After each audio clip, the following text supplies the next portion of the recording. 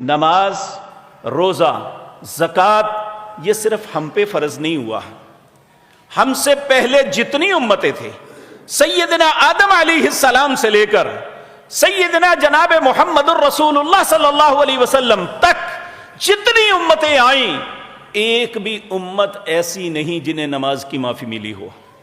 کیوں؟ اس لیے کہ نماز انسان اور اللہ کا تعلق کا نام ہے۔ دوسرا، روزہ، اللہ رب العزت نے جب روزہ ہم پہ فرض کیا، کہا یا ایھا الذین آمنوا کتب علیکم الصیام کما کتب علی الذین من قبلکم، اے لوگو تم پہ روزے میں نے فرض کیے ہیں، صرف تم پہ نہیں، تم سے پہلے جتنی بھی امتیں ہیں سب پہ روزے فرض کیے۔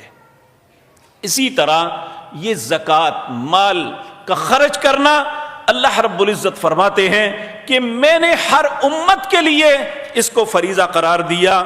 اللہ رب العزت سورۃ انبیاء آیت نمبر 73 فرماتے ہیں وَجَعَلْنَا